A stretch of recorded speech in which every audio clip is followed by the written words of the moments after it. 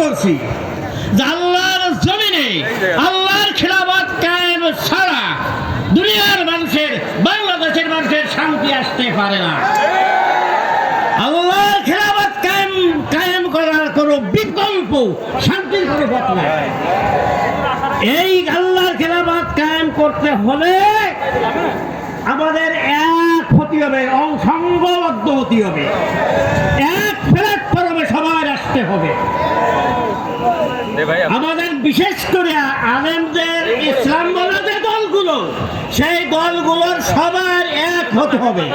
যেমন খেলাফত আন্দোলন, খেলাফত বাংলাদেশ খেলাফত মজলিস, আর একটা আছে খেলাফত মজলিস, এইভাবে ইসলামী শাসনতন্ত্র, জামাতে ইসলাম, আর কিছু কই নিজামে ইসলাম, জমিয়ত উলামায়ে ইসলাম,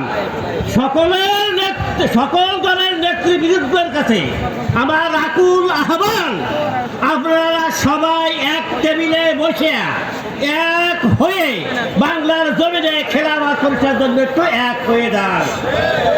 যদি এইবার এক হইতে না পারেন তো আমি কসমকে বলতে পারি আর সুযোগ আসবে না।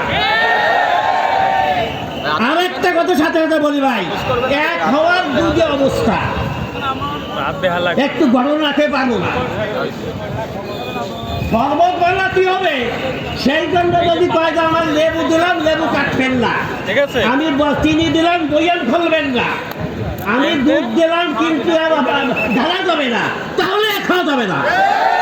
সকল দল ঠিক থাকবে, প্রত্যেক দলের মহাসচিব ঠিক, আমির ঠিক, সেক্রেটারি ঠিক, তাহলে কিন্তু ভাই এক হবে না।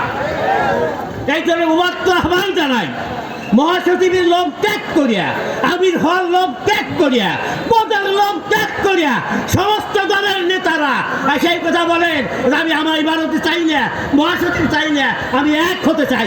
দেখেন এক হওয়া সহজ। আর যদি বলেন এক হল আমারে ঠিক রেখে বলে ভাই আপনি খেলাফত প্রতিষ্ঠা করতে চান না, আপনি শয়তানি প্রতিষ্ঠা করতে চান। কাজে আমি সকল দলের নেতাদেরকে বলতেছি, আমার দলের, অন্য দলের ইসলামী যেগুলো দল আছে সব নেতারা একমত হইয়া একটা মিনিট বসেন, হানাহানি ভুলে যান আর ইখতিলাফ ভুলে যান। আল্লাহ বলেন ওয়াতাসিমু ওয়ালা তাফাররাকু, আর আপনারা 14 দল হইয়া 14 জন সভাপতি হবেন, 14 জন আমির হবেন, 14 জন মহাসচিব হবেন, এরা কিন্তু ওয়াতাসিমুর খেলাফ। কাজেই আমরা সবাই একমত হই, ইনশাআল্লাহ খেলাফত কায়েম করা সহজ।